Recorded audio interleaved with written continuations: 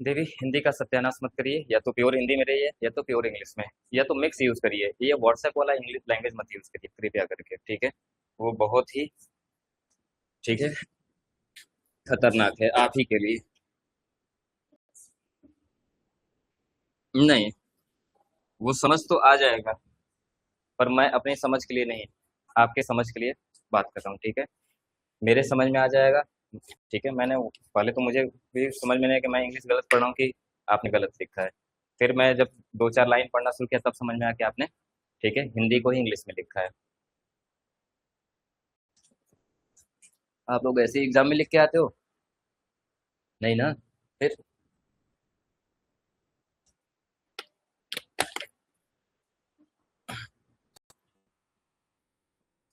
Thank you. चलिए, तो कुछ होमवर्क आपको दे रखा था, क्या आप सबने उसको एक बार चेकआउट किया? सेक्शन 55 बोला था आपने पढ़ने को, क्या आपने पढ़ा?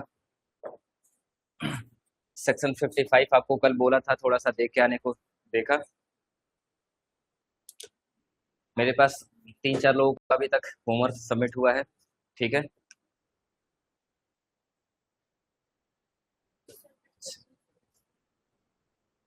हाँ, चलो जी, ठीक है, आ जाइए। जरा हम लोग कल कहाँ पे रुक गए थे? याद है हम लोग एक बैलेंस शीट बनाए थे। बैलेंस शीट क्या था, याद दिलाइए जरा। इक्विटी शेयर कैपिटल था 6 लाख। प्रेफरेंस शेयर कैपिटल कितना? कितना कितना? ठीक है, कितना? कैपिटल, हाँ ठीक है, कितना? 3 लैक्स। कितना? ठीक है, 10 लैक्स।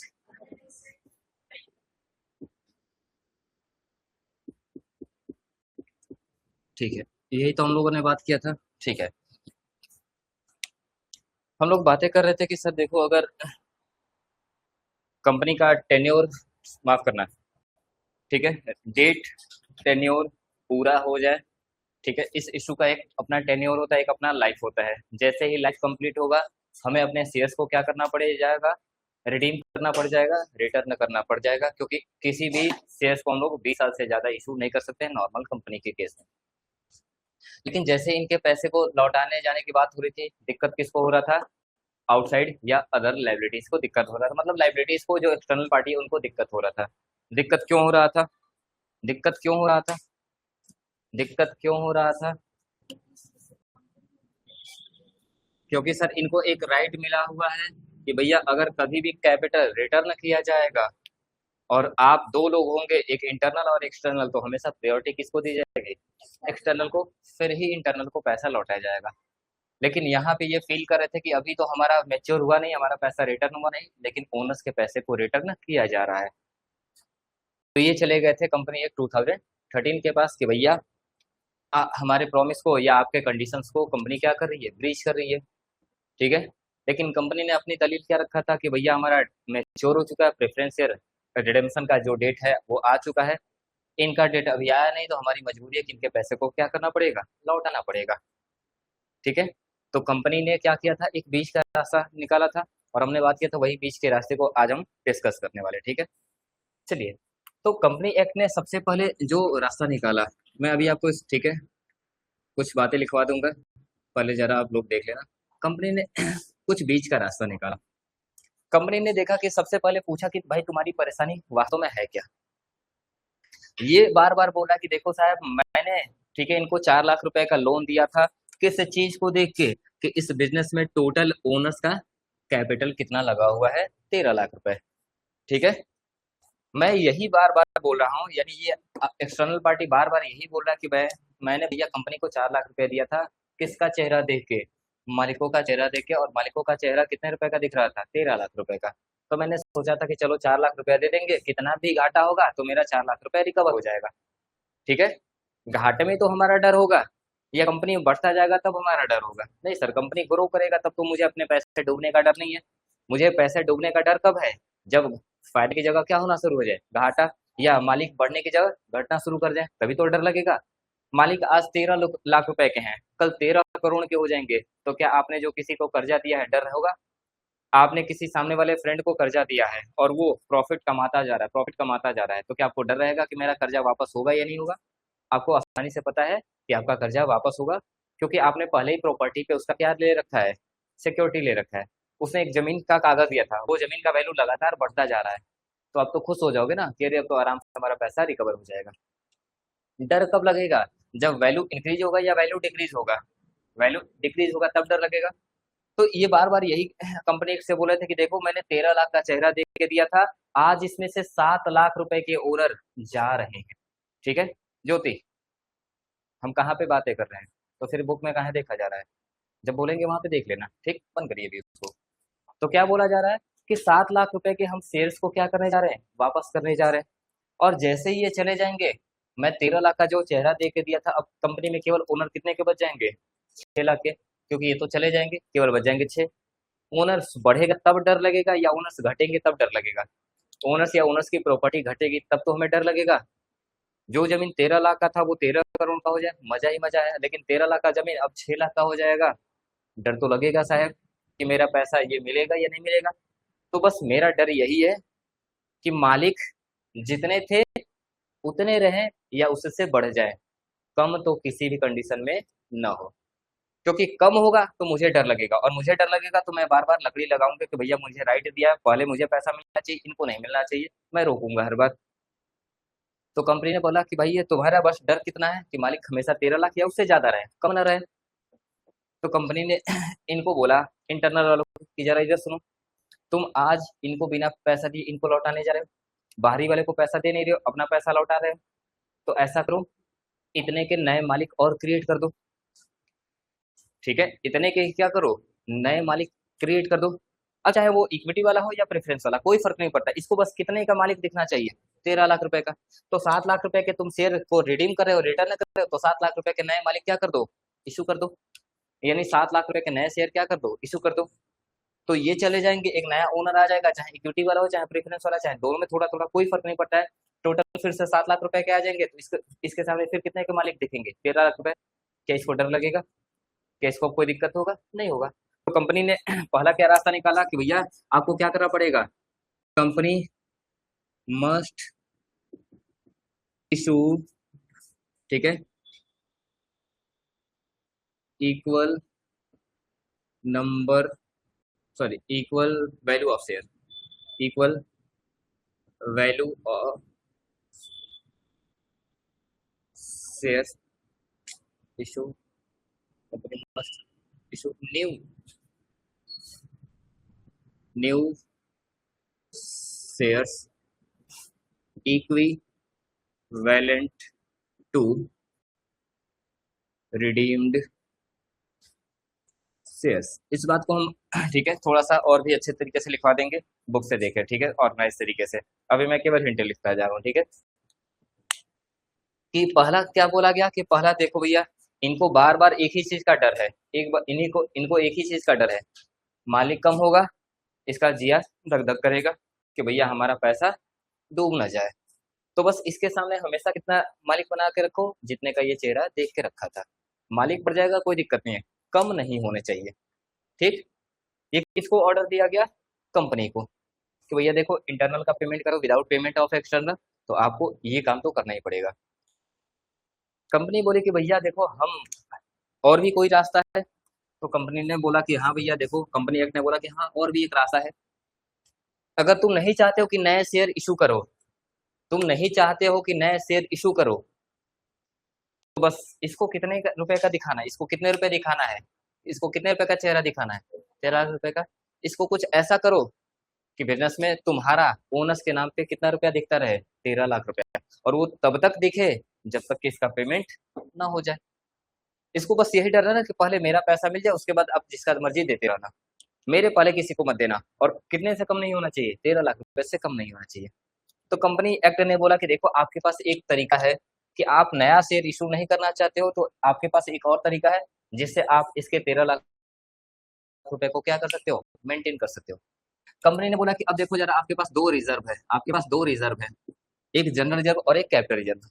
सर कैपिटल रिजर्व हम स्पेशल रिजर्व को जानते हैं, और वो स्पेशल काम के लिए रखा गया होगा, तो आपको इसको किसी और काम में तो यूज नहीं कर पाओगे, तो इसको तो भूल जाओ।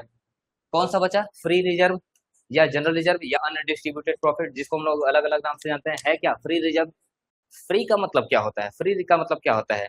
सर फ्री रिजर्व का मतलब हमने एक वर्ड बार बार यूज किया है कि ये ऑलवेज अवेलेबल होता है, ठीक है, किसके पास? कंपनी के पास। कंपनी इसका जहां मर्जी वहां यूज कर सकती है, जिस भी काम को चाहे उस काम को कंपनी कर सकती है। ध्यान है, कंपनी, ओनर नहीं, कंपनी यूज कर सकती है। उसको मन किया कि मुझे एक बिल्डिंग खरीदना है, इसके पास पैसा है, खरीद सकती है। सर बिल्डिंग तो स्पेसिफिक हो गया, अरे कोई भी काम में इसको लगाया जा सकता है, चाहे वो स्पेसिफिक हो या जनरल हो, कोई फर्क नहीं पड़ता है। ठीक है, कंपनी को मन किया कि मुझे एक एक नया प्रोडक्ट लॉन्च करना है, इस पैसे से हो सकता है, लॉन्च कर सकती है। उसको मन किया कि मुझे अपना एक नया ब्रांच ओपन करना है, कर सकती है। कंपनी को मन किया कि ना ना कुछ नहीं करना है मुझे, 10 लाख में से 2 लाख रुपए मैं अपने मालिकों के बीच बांट देता हूँ, डिविडेंड एज अ डिविडेंड, बांट सकती है। लेकिन क्या इस कैपिटल रिजर्व को कहीं भी यूज किया जा सकता है? सर मैंने बना रखा बिल्डिंग फंड के लिए, तो क्या मैं उसे एक लैंड परचेज कर सकता हूँ? ना। क्या मैं फर्नीचर? ना। क्या डिविडेंड? कुछ भी नहीं। स्पेसिफिक का मतलब ये टू द पॉइंट, ठीक है, जिस काम के लिए उसी काम के लिए यूज किया जाएगा। ठीक, अभी अभी अभी उधर मत जाइए, अभी हम जितनी बातें करें उतना आगे हम चेक करेंगे। ठीक, अभी हम प्रेफरेंस डिविडेंड्स के बारे में बात ही नहीं कर रहे हैं, डिविडेंड को तो अभी इग्नोर ही करिए। ठीक, अभी मैं केवल इनके फेस वैल्यू के बारे में बात कर रहा हूँ। ठीक, अभी इनका डिविडेंड, सिक्योरिटी प्रीमियम सब अभी बात की बात है। ठीक, तो हमने क्या बोला कि पहले हमें क्या करना है, इनको 13 लाख रुपए दिखाना है। तो कंपनी ने बोला कि देखो भैया आपका जनरल रिजर्व है कितने से? 10 लाख रुपए से। जनरल का मतलब फ्री रिजर्व, और कंपनी इसको जहां पे मर्जी वहां पे यूज कर सकती है। ये पैसा कंपनी चाहे तो अपने शेयर होल्डर्स के बीच भी क्या कर सकती है, एज अ डिविडेंड डिस्ट्रीब्यूट कर सकती है। कर सकती है, भैया फ्री है, हम कोई भी काम कर सकते हैं। मालिक को देना, मालिक को दे सकते हैं, किसी काम में लगाना हो काम में लगा सकते हैं। तो कंपनी ने बोला कि देखो जब तक फ्री है, इनको डर है कि ये पैसा कहीं भी जा सकता है, बस आपको क्या कर देना है, इसी फ्री को क्या कर देना है, ब्लॉक कर देना है। इसी फ्री को क्या कर देना है, ब्लॉक कर देना, सीज कर देना है। कितने रुपए से? इनको कितने रुपए दिखाना है? 13 लाख। सर प्रेफरेंस चले जाएंगे 7 लाख से, कैप इक्विटी कितने बच जाएंगे? 6 लाख। इनको और कितने रुपए का दिखाना है? सर जितने के जा रहे हैं उतने ही तो दिखाना होगा। इसका मतलब अगर मैं अपने ये जनरल लेजर में से कितने रुपए फ्रीज कर दूं, 7 लाख रुपए फ्रीज कर दूं, कंपनी देखो 10 लाख रुपए तुम्हारे पास फ्री रिजर्व में है, इसमें से तुम जहां चाहो वहां यूज कर सकती हो। लेकिन अब हम क्या करने जा रहे हैं, 10 लाख रुपए में से 7 लाख रुपए क्या करने जा रहे हैं, फ्रीज करने जा रहे हैं, यानी उसको किस में कन्वर्ट करने जा रहे हैं, स्पेसिफिक रिजर्व में कन्वर्ट करने जा रहे हैं। अब इस 7 लाख रुपए को आप किसी और काम में इशू या यूज नहीं कर सकते हो, जिस काम के लिए बनाया जाएगा उसी काम में यूज होगे, और वो किस काम के लिए बनाया गया होगा, इनकी सिक्योरिटी के लिए, इनके डर के लिए, इनके डर के लिए बनाया होगा। तो यहाँ पर लिखेंगे डर रिजर्व अकाउंट, ठीक है, ऐसा कुछ लिख दिया जाएगा ताकि इनको डर ना लगे। ठीक है, हाँ डर ना लगे, रिजर्व अकाउंट लिख दिया जाएगा, ताकि बस ये बेचारे डरे नहीं। इनको लहे कि हाँ गुल्लक में कितना पड़ा हुआ है, 7 लाख रुपए, और इस गुल्लक में साफ साफ लिख रखा है कि इस गुल्लक का यूज कब होगा, जब तक कि आउटसाइड लाइबिलिटी का पेमेंट ना हो जाए। इसका मतलब इस गुल्लक में हमेशा कितना पड़ा रहेगा, 7 लाख रुपए, और ओनर्स हमारे कितने के रह जाएंगे, 6। 13 लाख रुपए के अभी भी है। अब कंपनी क्या इस जनरल में से 10 लाख का 10 लाख पूरा ही यूज कर पाएगी, या केवल 3 लाख रुपए फ्री है? केवल 3 लाख रुपए, 7 लाख रुपए क्या हो गए, फ्री रिजर्व में चले गए। बात क्लियर है? तो कंपनी ने आपको दूसरा रास्ता दिया कि अगर, ठीक है, if company use its own resources, इसी को क्या बोला जाता है, ओन रिसोर्सेज के थ्रू क्या करना, रिडेम्पशन करना, redemption purpose, then company must transfer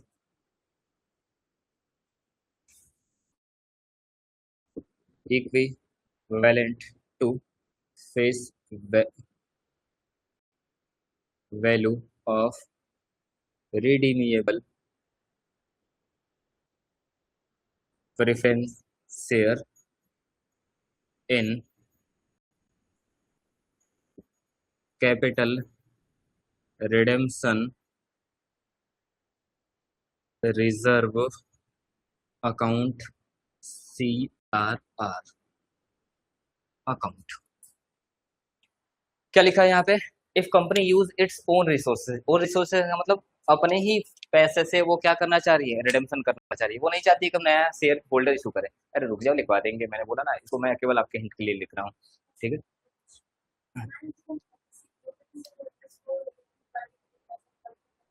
आ रहे हैं बेबी, मैंने बोला अभी मुझे समाप्त कर लेने दो, हम सारी बातें पे आएंगे। ठीक। वही आप काम यहाँ पे करने जा रही हो। ठीक। तो थोड़ा सा मुझे पहले टॉपिक को खत्म कर दीजिए, फिर आपके सवाल लेंगे। ठीक है। सारी बातें यहाँ पे होंगी। ठीक। तो यहाँ पे कंपनी क्या करने जा रही है कि भैया देखो, हमें नए मालिक को नहीं लाना है। हम तो चाहते हैं मालिक जितनी जल्दी क्या किया जाए, कम हो जाए। हम कुछ लोग जो कंपनी का, ठीक है, डेवलप किए थे, जिसने कंपनी को स्टेब्लिश किया था, हम वही लोग रहना चाहते हैं। फालतू लोगों को धीरे धीरे रिडीम करके हटा देना चाहते हैं। ठीक है। तो मैं नहीं चाहता हूँ कि अब कोई नया मालिक आए। तो कंपनी बोलेगा कोई बात नहीं, आपके पास, ठीक है, आपके पास दम है तो कर लो। तो आपने बोला हाँ, हमारे पास खूब सारा पैसा पड़ा है, मुझे नए लोग हम क्यों नए मालिक बुला रहे हैं, ताकि उनसे नया पैसा है। और यहाँ पे ओनर दिखते रहेंगे कि हाँ भैया 13 लाख रुपए के, इसको डर नहीं लगेगा, काम हो जाएगा। लेकिन बोला गया कि हमारे पास दूसरा रास्ता, कि हम अगर नए शेयर होल्डर्स को नहीं चाहते हैं, तो आप अपने गुल्लक में जो फ्री हैं, जो कहीं भी जा सकता है, उसको ब्लॉक कर दो। ब्लॉक कर दोगे कितने रुपए से, जितने का आप नए ओनर, सॉरी, पुराने को क्या कर रहे हो, रिटर्न कर रहे हो। 7 लाख रुपए को लौटा रहे हो। याद रखना, हम फेस वैल्यू के बारे में बात कर रहे हैं, इसमें कहीं भी अभी प्रीमियम डिस्काउंट शामिल नहीं है। ठीक है। तो बोला गया कि 7 लाख रुपए के मालिक को हटा रहे हो, 7 लाख रुपए गुल्लक को क्या कर दो, सीज कर दो। तो 7 गया, 7 वापस से क्या हो गया, फ्रीज हो गया। 6 और 7 मिलकर टोटल कितने हो गए, फिर से 13। इसको डर नहीं लगेगा। हमें बार बार इसको, इसके डर को दूर करना है, ध्यान रहे। जब भी हम प्रेफरेंस को रिडीम करेंगे, हमें केवल इसके डर को दूर करना है कि जितना मालिक इसने देख के दे रखा था पैसा, उतना मेंटेन रहे। कम ना हो, ज्यादा हो जाए, कोई दिक्कत नहीं है। बात क्लियर है। तो कंपनी ने क्या बोला कि if company use its own resources, अगर कंपनी चाहती है कि हम अपने रिसोर्सेज से क्या करें, ठीक है, क्या करें, रिटर्न करें। ओन रिसोर्सेज का मतलब अपने प्रॉफिट से। अब चाहे तुम उस गुल्लक में धीरे धीरे पैसा डालो या इकट्ठा डालो, वो आपकी मर्जी। हम कुछ कंडीशंस लिखवाएंगे उसमें कि पैसा कैसे ट्रांसफर करना है। ठीक है। तो आप जो बोल रही थी कि सर हम धीरे धीरे पहले से प्रॉफिट में से पैसा निकाल के रखे, उसी के बारे में बोला जा रहा है कि कंपनी चाहे तो अपने ओन रिसोर्सेज, ओन का मतलब अपने कमाई से, ठीक है, कमाई का मतलब प्रॉफिट से हम हर साल पैसा क्या करेंगे, हर साल चाहे तो मैं धीरे धीरे इकट्ठा करूं गुल्लक में पैसा, कि भैया मुझे कई बार ऐसा होता है ना, आप किसी से कर्जा ले लेते हो। आपने 1 लाख रुपए का कर्जा ले लिया, और आपको सामने वाले 5 साल का मौका दे दिया। आप सोचते हैं कि जैसे पैसा आएगा, हम धीरे धीरे गुल्लक एक बना लेंगे, और उसमें पैसा जितना लौटाना है, मैं उसमें धीरे धीरे क्या करूंगा, इकट्ठा करता जाऊंगा। ताकि जैसे 5 साल कंप्लीट होगा, तो ज्यादा से ज्यादा पैसा मैं गुल्लक में क्या कर चुका रहूंगा, सेव कर चुका रहूंगा या रहूंगी। ठीक है। पता चला कि मैं धीरे धीरे 5 साल में उसमें 90,000 रुपया सेव कर लिया, तो मुझे केवल कितने लिए टेंशन लेना होगा, केवल 10,000 के लिए। लास्ट दिन 10,000 कहीं से अरेंज करूंगा, पे कर दूंगा। अगर मैं गुल्लक नहीं बनाया रहता, तो पूरा का पूरा 1 लाख का टेंशन फिर से आ जाता कि यार 1 लाख लौटाना है, कहीं और से 1 लाख का कर्जा लेना पड़ेगा। या मैं गुल्लक बना रहा हूँ और ऑलरेडी मैंने गुल्लक में पूरा 1 लाख रुपए जमा कर दिया है, तो क्या किसी तरह का कोई टेंशन नहीं। लेकिन हम बात करें कि जो पैसा इस गुल्लक में डाला जाएगा, नॉर्मली हम कहाँ से कोशिश करेंगे, बचत करके डालें या कर्जा लेके डाला जाए। नहीं सर, पैसा लौटाना है ना, कर्जे का ही पैसा लौटाना है, तो बचत करके डालना चाहिए या कर्जा लेके डालना चाहिए। आप भी बोलोगे सर सेविंग करके, जो भी हम कमा रहे हैं उसमें से कुछ बचा के, कहीं से भी सेविंग हो जाए। मामा ने पैसा दिया, मौसी ने पैसा दिया, धीरे से उसमें से कुछ खर्चा करो, कुछ गुल्लक में डाल दो। ठीक है। पापा ने जेब खर्चा दिया, डाल दो। ठीक है। पापा ने आने जाने के लिए भाड़ा दिया था, ऑटो वाले से 2 रुपए के लिए झगड़ गया, 2 रुपया बचा, गुल्लक में डाल दिया। धीरे धीरे हम हर जगह से अपनी सेविंग से क्या करेंगे, पैसा उस गुल्लक में सेव करते जाएंगे। तो वो आपकी मर्जी। अगर आपके पास, ठीक है, बहुत पैसे वाले हो, आपको लगता है कि नहीं भैया हम एक ही बार में पूरा गुल्लक क्रिएट कर सकते हैं, एक बार में कर लो, आपकी मर्जी। ठीक। तो बोला गया कि अगर कंपनी अपने ओन रिसोर्सेज को यूज करना चाहती है for redemption purpose, then company को क्या करना पड़ेगा, एक गुल्लक बनाना पड़ेगा। Then company must transfer equivalent to face value, कितने कितने के बराबर, फेस वैल्यू के बराबर, कितने रुपए के बराबर, 7 लाख रुपए के बराबर। ठीक है। किसका face value, of redeemable preferential, किसका फेस वैल्यू देखना है, रिडीमेबल प्रेफरेंशियल। उसको क्या, कहाँ पे ट्रांसफर करना होगा, एक गुल्लक बनाना होगा जिसका नाम क्या होगा, कैपिटल रिडेम्पशन रिजर्व, या शॉर्ट फॉर्म में इसको हम बार बार क्या बोलेंगे, CRR बोलेंगे। ठीक है।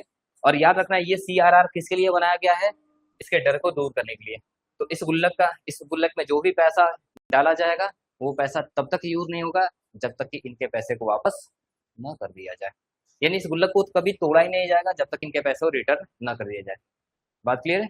हाँ, एक बार इनके पैसे रिटर्न कर दिए जाएंगे, 2030 में मैच्योर हो रहा था ना, 2030 में मैच्योर हो जाएगा, इसके पैसे रिटर्न कर दिया जाएगा, तब ये बोलेंगे अब तुम गुल्लक को तोड़ो फोड़ो रखो, आपकी मर्जी। अब मेरा पैसा मिल गया, मैं चला, ठीक है। अब आप देख लो उस गुल्लक का क्या करोगे। ठीक। तो कंपनी ने आपको दो ऑप्शन दे रखा है, या तो आप नए ओनर क्रिएट कर लो अगर आपके पास अपना प्रॉफिट नहीं है, और अगर प्रॉफिट है तो आप अपने प्रॉफिट से क्या कर सकते हो, पेमेंट कर सकते हो। सर मेरे पास कैपिटल रिजर्व है, सॉरी जनरल रिजर्व है, लेकिन पूरा 10 लाख नहीं है, केवल 2 लाख रुपए है, और मुझे कितना कितना मेंटेन करना है, 7 लाख मेंटेन करना है। सर 2 लाख है, तो क्या 5 लाख का कर्जा लेना पड़ेगा? अरे नहीं भैया, कर्जा लेना ही नहीं है। नॉर्मली फिर आप क्या करोगे, 2 लाख गुल्लक में से फ्रीज कर दो, और 7 लाख सॉरी 5 लाख रुपए का क्या कर लो, नया शेयर इशू कर दो। यानी आप दोनों का क्या कर सकते हो, मिक्सचर भी यूज कर सकते हो। ठीक है। हाँ, पहले हम गुल्लक कितना है, गुल्लक में कितना पैसा हम डाल सकते हैं वो देख ले। जैसे मैंने अभी बोला ना कि 1 लाख रुपए आपको रिटर्न करना है गुल्लक में, आपने केवल 90 हजार क्या किया, पैसा इकट्ठा कर पाया। तो अब मुझे नया और कितने का व्यवस्था करना पड़ेगा, 10 हजार का। नए 10 हजार के लिए मैं कहाँ से, कहीं से अचानक से लेके आऊंगा या कर्जा लेना पड़ेगा, कर्जा। इसका मतलब हम वही 10 हजार रुपये कहाँ से लेके आएंगे, नए शेयर होल्डर्स से लेके आएंगे। बाकी 90 हजार रुपये हम कहाँ से व्यवस्था कर लेंगे, अपने जनरल रिजर्व से। बात क्लियर है? तो हम इसका मिक्सचर भी यूज कर सकते हैं। इतनी बात क्लियर है? बात क्लियर है? सर अब इसका एंट्री क्या होगा, मैं एक सिंपल सा एंट्री आपको जरा दिखा दूं। अगर जनरल एंट्री की बात की जाए तो जनरल एंट्री क्या है, फिर मैं आपके कुछ कंडीशंस को लिखवा दूंगा। बातें बंद इधर जरा। सर सबसे पहले जब हम शेयर इशू करते हैं तो शेयर कैपिटल को हमेशा क्या किया जाता है, क्रेडिट। अब यहाँ पे रिडेम्पशन किया जा रहा है, एक तरह से वहां पे फॉरफीचर करे थे तो शेयर कैपिटल को क्या किया जा रहा था, डेबिट। फॉरफीचर करने से शेयर क्या हो जा रहा था, मिल रहा था या कैंसिल हो जा रहा था, ओनरशिप कैंसिल किया जा रहा था। यहाँ पे भी जरा बताओ, हम आपके शेयर के पैसे को रिटर्न कर देंगे तो क्या अभी भी आप ओनर रहोगे या आपका ओनरशिप कैंसिल हो जाएगा? तो सर यहाँ पे भी हम शेयर कैपिटल को क्या करेंगे, शेयर कैपिटल को क्या करेंगे, शेयर कैपिटल अकाउंट क्या हो जाएगा, डेबिट हो जाएगा। ठीक है। अभी मैं एक नॉर्मल एंट्री लिख रहा हूँ, ठीक है। अच्छा ये पैसा मुझे किसको लौटाना होगा, ये पैसा मुझे किसको लौटाना होगा? सर हम याद रहे, हम कोई भी काम तुरंत नहीं कर देते हैं, सब में टाइम गैप होता है। आप इतने सारे शेयर होल्डर हो, दुनिया के अलग अलग हिस्से में, ठीक है, फैले हो। क्या मैं एक बार मांगूंगा सबका एक ही समय में शेयर वापस आ जाएगा? धीरे धीरे टाइम लगेगा। तो सर सबसे पहले हम सारे शेयर को कैंसिल करेंगे और आपको फिर से किस में कन्वर्ट कर देंगे, शेयर होल्डर्स। केवल आपका नाम याद रखने के लिए कि ये पैसा मुझे किसको देना है, इसका पैसा मुझे किसको देना है, शेयर होल्डर्स को। ठीक है। लेकिन याद रखना है, इनके पैसे को मैं तब तक नहीं लौटाऊंगा जब तक कि मेरा सेक्शन 65 का कंडीशन फुलफिल नहीं हो जाता है, यानी इनके डर को हम दूर नहीं कर देते हैं। बात क्लियर है? तो हमें फिर से क्या करना होगा, सेक्शन 55 को पूरा हुआ है या नहीं हुआ ये देखना पड़ेगा। सर सेक्शन 55 को पूरा करने के लिए आपके पास दो ही तरीके ही हैं, या तो नया शेयर इशू कर दो या तो अपने गुल्लक को फ्रीज कर दो, दो ही तरीका है। सर नया शेयर इशू करेंगे, नया शेयर इशू करेंगे तो एंट्री क्या बन जाएगा, एंट्री क्या बन जाएगा? सर नया शेयर इशू करेंगे तो बैंक अकाउंट डेबिट हो जाएगा, और अगर शेयर इशू करेंगे इक्विटी होगा तो इक्विटी शेयर कैपिटल क्रेडिट हो जाएगा, बोलो ना। और अगर प्रेफरेंस शेयर यूज करेंगे तो परसेंटेज प्रेफरेंस शेयर कैपिटल। आप जो इशू करना हो कर लो, आपकी मर्जी, इसमें कोई रिस्ट्रिक्शंस नहीं है। ठीक है। आप फ्री हो, ओनर्स ही आपको क्रिएट करना है। सर क्या हम डिबेंचर भी इशू कर सकते हैं? ना जी ना। हम यहाँ पे किसका चेहरा देख के दे रहा है, ओनर्स का ना। क्या डिबेंचर्स ओनर्स होते हैं? नहीं। इसलिए आप केवल शेयर्स ही इशू कर सकते हो, और शेयर्स में चाहे जो क्लास आप इशू कर लो, उसके सामने मालिक होने चाहिए 13 लाख रुपए के। ठीक। सर ये कब होगा, ये कब होगा, जब हम क्या करेंगे, किसके थ्रू करेंगे, न्यू इश्यू के थ्रू क्या करेंगे, रिडेम्पशन करेंगे। सर हम न्यू इशू नहीं चाहते, हम चाहते हैं कि अपने गुल्लक को यूज किया जाए, अपने गुल्लक को यूज किया जाए। तो हमें क्या करना होगा, गुल्लक को फ्रीज करना होगा, यानी एक गुल्लक को निकालना, एक गुल्लक में से पैसा निकालना होगा और दूसरे गुल्लक में ट्रांसफर करना होगा। कौन से? सर जनरल वाले गुल्लक से निकालना होगा, और किस में डालना होगा, CRR में डालना होगा, एक स्पेशल गुल्लक में डालना होगा। सर गुल्लक हमेशा लाइबिलिटी होता है, लाइबिलिटी का बैलेंस हमेशा क्रेडिट होता है। लाइबिलिटी इंक्रीज होगा तो क्रेडिट, डिक्रीज होगा तो डेबिट। जब इस गुल्लक से पैसा निकालेंगे तो इंक्रीज या डिक्रीज, डिक्रीज, और डिक्रीज होगा तो किस साइड चला जाएगा, तो जनरल रिजर्व क्या हो जाएगा, जनरल रिजर्व क्या क्या हो जाएगा, जनरल रिजर्व अकाउंट क्या हो जाएगा, DR। ठीक है। इसी का और भी कई सारा नाम होता है, प्रॉफिट। ठीक है, प्रॉफिट एंड लॉस अकाउंट क्या होता है, DR। इसको क्रेडिट बैलेंस लिख लेना है ठीक है, यहाँ पे क्रेडिट बैलेंस होना चाहिए, डेबिट तो लॉस हो जाता है। इसी का नाम होता है अनडिस्ट्रीब्यूटेड, ठीक है, प्रॉफिट, अकाउंट डीआर, या इसी को बोलते हैं फ्री रिजर्व। कोई भी रिजर्व जो किस नेचर का हो, फ्री रिजर्व, हम हर उस गुल्लक से पैसा निकाल के इस गुल्लक में डालेंगे। किस गुल्लक में डालेंगे? सी आर आर अकाउंट में डालेंगे। सर एक गुल्लक कम हुआ डेबिट, एक गुल्लक बढ़ गया क्रेडिट। बात क्लियर है? जो गुल्लक कम हुआ डेबिट, जो गुल्लक में पैसा आ गया वो क्रेडिट। बोलो ठीक। जैसे ही हमने दोनों ऑप्शन में से किसी एक या दोनों को चूज कर लिया, अब ये तो क्या हो जाएंगे, इनका डर खत्म। अब बोला जाएगा अब इनके पेमेंट किए जा सकते हैं। पहले आपने शेयर छीन लिया था लेकिन इनके पैसे को लौटा नहीं पाए थे, क्यों? क्योंकि पैसा लौटाने से पहले हमें चेक करना पड़ा सेक्शन 55 हमें कंप्लीट किया या नहीं किया। कंप्लीट हो गया, अब आप इनके पेमेंट, सॉरी इनके पेमेंट क्या कर सकते हैं, होल्डर्स के पेमेंट किया जा सकता है। तो फोर्थ एंट्री क्या बन जाएगा? फोर्थ एंट्री क्या बन जाएगा सर? शेयर होल्डर्स को हम पैसा दे देंगे तो शेयर होल्डर कैंसिल हो जाएगा, तो शेयर होल्डर्स अकाउंट क्या हो जाएगा, डेबिट। और टू, पैसा दे देंगे तो हमारा बैंक बैलेंस क्या हो जाएगा, डिक्रीज हो जाएगा। बात क्लियर है? ये एक नॉर्मल एंट्री मैंने आपको करके दिखाया, ठीक।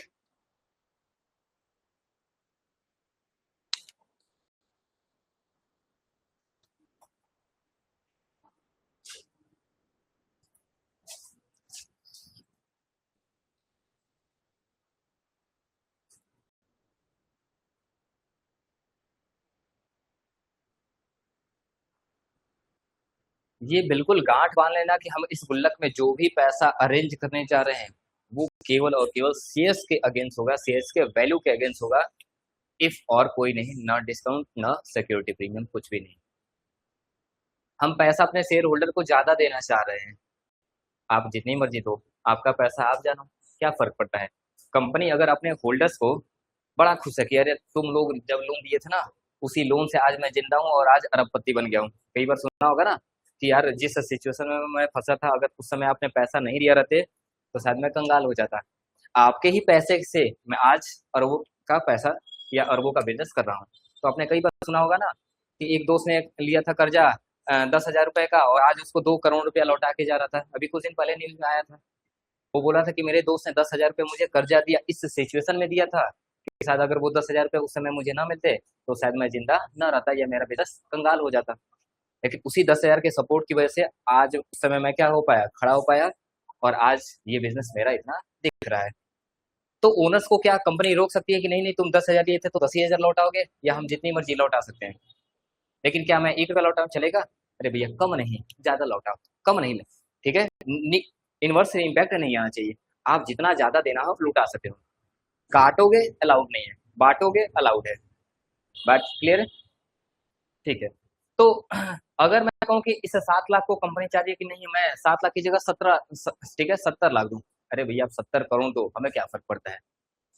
लेकिन हमें इस सर गुल्लक में व्यवस्था कितना करना पड़ेगा, या नए शेयर इशू कितने के करने पड़ेंगे, क्या फिर 70 लाख का इशू करना पड़ेगा ना। याद रहे हम शेयर केवल और केवल चाहे नया शेयर इशू करें चाहे हम अपने, ठीक है, प्रॉफिट से पैसा गुल्लक में डालें, ये केवल कितने के बराबर डाला जाएगा, 7 लाख रुपए के बराबर डाला जाएगा, यानी फेस वैल्यू ऑफ शेयर्स के बराबर डाला जाएगा। आप जितना मर्जी बांटना हो कंपनी उसको, ठीक है, गुल्लक में डालने के लिए आपको मजबूर नहीं करेगी, केवल फेस वैल्यू के बराबर, ठीक है। तो कंपनी 70 लाख या 70 करोड़ कब बांटेगी, जब उसके पास बैंक बैलेंस में ढेर सारा पैसा होगा। पैसा है ही नहीं है, फिर वही बाबू राव वाला है, 150 रुपए का लॉटरी लगा नहीं, ठीक है, एक टंकी लगवा देंगे जिसमें दारू आएगा, एक में गर्म पानी आएगा, एक में ठंडा पानी आएगा और एक में कुछ नहीं आएगा। सुना है कि नहीं वो हेरा फेरी वाला कॉमेडी, मैं तीन तीन यहाँ पे टंकी लगवा दूंगा, एक में मस्त गर्म पानी आएगा जिसको गर्म पानी से नहाना है गर्म टंकी के आगे बैठेगा, एक में ठंडा पानी आएगा जिसको ठंडे पानी से नहाना है ठंडे पानी से नहाएगा, और एक में तो बोलता है कि कुछ नहीं आएगा। तो कहता है कहाँ है भैया, तो कहता है जिसको नहीं नहाना वो कहाँ जाएगा, वो खाली टंकी के आगे बैठेगा। तो भैया ठीक है, हाँ तो याद रहे कि हमें रिजर्व में उतना ही पैसा डालना है जितना आपके पास क्या होगा, फेस वैल्यू का हम रिडेम्पशन करने जा रहे हैं। आप एक्स्ट्रा पेमेंट करोगे, आप अपनी कैपेबिलिटी चेक कर लो कि हम पेमेंट करने के कैपेबल हैं या नहीं है। और अब अगर आपने वादा पहले ही कर दिया है तो उसका व्यवस्था भी तो कर रहे होगे, वो आपकी प्रॉब्लम है, ठीक है। कंपनी उसके लिए कहीं से भी कोई रिस्पॉन्सिबल नहीं है, ठीक। चलिए अब इसके कुछ और कंडीशंस जो आपको थोड़ा सा समझ लेना होगी। ये तो एक नॉर्मल कंडीशन हो गया, कुछ और बातें जो हमें ध्यान में रखनी है जब हम शेयर्स का क्या करने जा रहे हैं, रिडेम्पशन करने जा रहे हैं। याद रहे, ये जो शेयर होल्डर्स हैं जिनका हम पैसा रिटर्न करने जा रहे हैं, सर जब इनको हमने इशू किया होगा तभी तो हम रिडेम्पशन करने जा रहे होंगे। पहले इनको क्या किया गया होगा, इशू किया गया होगा, तभी तो इन्होंने मुझे 7 लाख रुपए दिया होगा कंपनी को। और आज समय पूरा होने के बाद हम इनके पैसे को क्या कर रहे हैं, लौटा रहे हैं। और सर अभी हम लोगों ने शेयर को पढ़ा था कि सर शेयर अगर 10 रुपए का है तो कंपनी चाहे तो एक बार में ये पूरा 10 रुपये ले सकती है या पार्ट पार्ट में ले सकती है। अभी तो हम लोगों ने इतने देर से क्वेश्चन किया था, 2 रुपया 3 रुपया 4 रुपया करके पैसा मांगा जा रहा था। क्या हो कि कंपनी ने अभी पूरा शेयर का पैसा लिया ही ना हो, तो क्या कंपनी ऐसे शेयर को रिडीम कर सकती है? बोला गया नहीं। अगर कोई भी शेयर पार्टली पेड अप है तो कंपनी उसको रिडीम नहीं कर सकती है बिना उसको फुली पेड में कन्वर्ट किए। बात क्लियर है?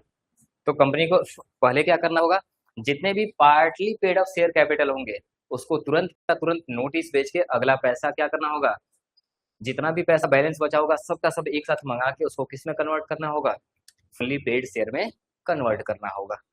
ठीक। सर क्या हो इस लेवल पे भी अगर कोई पैसा ना दे, वैसे तो इसमें बेवकूफ शायद ही ऐसे कोई हो। आपको पता है कि एक, ठीक है मैं कहूँ कि आप सारे लोग शेयर होल्डर हो और यहाँ पे एज्यूम कर लो कि आपने 10 रुपए में केवल 7 रुपए दिया था, 1 लाख शेयर था, 7 रुपए के हिसाब से कंपनी ने 7 लाख ही दे रखा है। आपको और कितना शेयर देना है, पर शेयर कितना देना है, 3 रुपए पर शेयर देना है। यहाँ पे मान लो कि आप कंपनी ने कितना शेयर इशू किया, 1 लाख शेयर इशू किया और कितना रुपया कॉल्ड अप किया है, 7 रुपए। टोटल कितना कंपनी के पास आया, 7 लाख रुपए। 3 रुपए अभी भी क्या है, ड्यू है। यानी आप सबको कितना कितना रुपए मुझे पे करना है, 3 3 रुपए देना है। मैंने आपको एक नोटिस भेजा और बोला कि देखो 3 रुपए जल्दी से जल्दी पेमेंट कर दो, जबकि मैंने उसको, हो सकता है कि वो 3 रुपया मैं 2 3 बार में मांगने वाला था, लेकिन आज आपके पास एक अचानक से नोटिस आया कि जल्दी से वो 3 रुपया एक साथ भेजो, क्योंकि कंपनी 1 हफ्ते बाद आपके पैसे क्या करने जा रही है, लौटाने जा रही है। और कितना रुपया लौटाएगी, केवल 3 रुपया या पूरा पहले का 7 रुपया मिला के 10 रुपया लौटाएगी, 10 रुपया। हो सकता है कंपनी ने अनाउंस कर दिया कि मैं 10 की जगह 15 रुपया लौटाऊंगा, तो और भी अच्छी बात है। तो आप जरा बताओ, आप सारे के सारे पेमेंट करोगे 3 रुपया दे के पूरा का पूरा 10 या 15 रुपया लेना चाहोगे, या 3 रुपया फेल करके अपने शेयर को खो देना चाहोगे, फॉरफिट कर देना चाहोगे? बताओ, आप ये बताओ बबली, क्या 3 रुपया दे के तुम 15 रुपया पाना चाहोगी, 10 रुपया पाना चाहोगी, या 3 रुपया न दे के सारा शेयर फॉरफिट करा के अपना खो देना चाहोगी? सर सीधी सी बात है, इसमें शायद ही ऐसा कोई शेयर होल्डर बेवकूफ़ी करे कि वो, उसको पता है कि आज मैं अगर 3 रुपया दे दूंगा तो 1 हफ्ते 10 दिन बाद कंपनी हमारे सारे पैसे लौटा देगी। और केवल 10 ही नहीं, बल्कि कंपनी और भी ज़्यादा बोली है कि हम 10 की जगह 15 12 18 20 25 देंगे, तो और अच्छी बात है। हम 3 रुपया फेल करेंगे, हमारा सारा का सारा पैसा क्या कर दिया जाएगा, फॉरफिट या जब्त कर दिया जाएगा, और कंपनी एक भी रुपया ना देगी। हाँ, लेकिन अगर किसी की डेथ हो गई हो, कोई किसी के पास मैसेज ही ना पहुंचे, कोई हो ही ना, तो फिर वैसे केस में तो फेल हो जाएगा। तो याद रखना, केवल वही शेयर फॉरफिट किए जाएंगे जिनका पैसा आ चुका होगा, यानी जो किस में कन्वर्ट हो चुके होंगे, पार्टली या फुल्ली, फुल्ली पेड में कन्वर्ट हो चुके होंगे। ठीक है।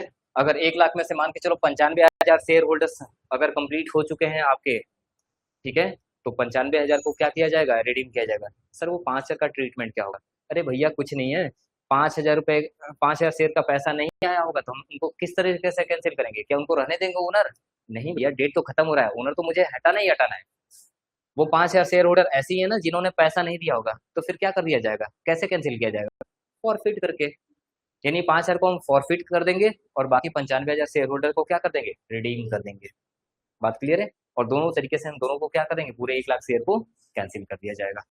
बात क्लियर? ठीक। तो अब जरा मैं आपको कुछ नोट्स भेज दे रहा हूँ, ठीक है? ठीक है, इसके बाद भेज दूंगा। मैंने ज्यादातर चीजों को तो पेन से हाईलाइट कर रखा है। मैं सोचा था क्लास में लिखवा दूं, लेकिन क्लास में लिखवाने का कोई मतलब नहीं है। आपके पास जब व्हाट्सअप है, सॉरी माफ करना, टेलीग्राम है, तो टेलीग्राम पे सेंड कर लूंगा, आप लोग वहाँ पे, ठीक है, कल एक बढ़िया सा नोट्स अपना तैयार कर लेना। ठीक है। इसमें कुछ बातें हैं जो जरा और आपको समझा दिया जाए, एक बातें हैं, बस एक बात को समझा के मैं ओवर करूंगा।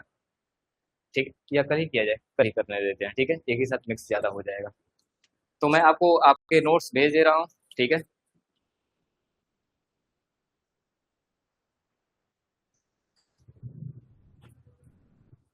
ठीक है।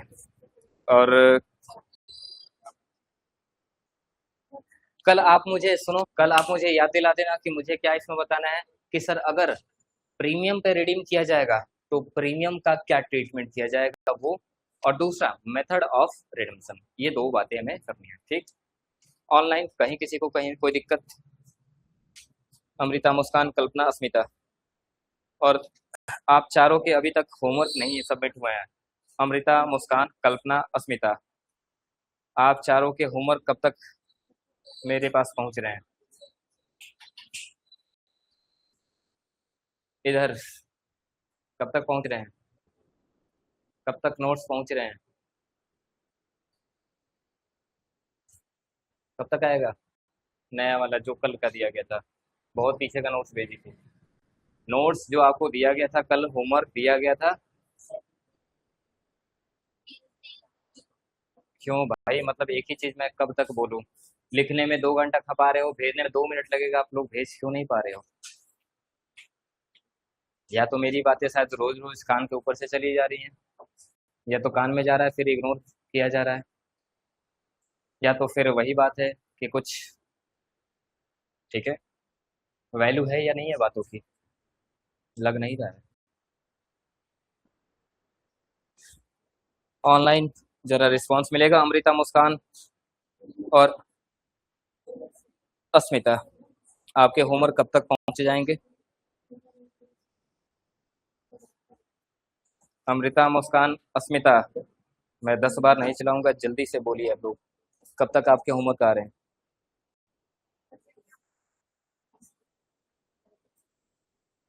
अमृता, कब तक आपके होमवर्क आएंगे? बस यस सर आ रहा है, अभी तक आज तक अमृता आपका एक भी बार नहीं आया।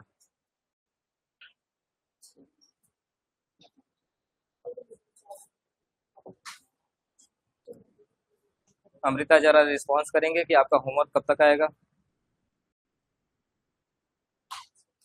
कल का होमवर्क क्या है, जो मैं नोट्स आपको सेंड करूंगा अभी थोड़ी देर में, ठीक है, उसको आप लोग ऑर्गेनाइज तरीके से प्रिपेयर कर लेना, छाट लेना। बहुत सारी चीज़ें तो मैंने हाईलाइट कर रखा है, लेकिन याद रखना इसमें से एक एक वर्ड आप ध्यान से पढ़ लेना, ठीक है, क्योंकि काफ़ी वर्ड मैं देख रहा था, काफ़ी वर्ड इसमें इंपॉर्टेंट है, क्योंकि पूरा कंपनी लॉ से रिलेटेड है। और दूसरा, कल मुझे आप इतना याद दिलाना कि मुझे कहाँ से स्टार्ट करना है, सिक्योरिटी प्रीमियम से, ठीक है। अमृता, आपसे कुछ पूछा गया?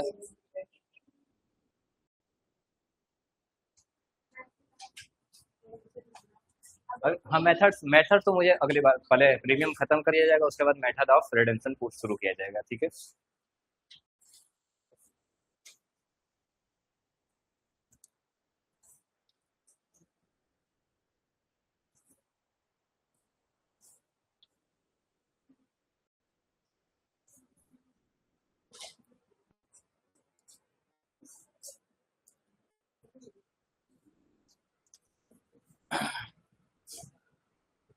अमृता, आपको क्या लगता है, क्लास से हमेशा के लिए परमानेंट बैन करना पड़ेगा या आपका रिस्पॉन्स आएगा?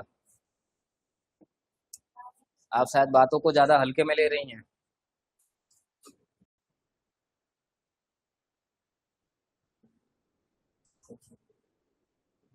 ठीक है, तो कल तक देखते हैं आपका आ जाता है या नहीं आ जाता है। ये लास्ट वार्निंग है, थोड़ा सा टाइम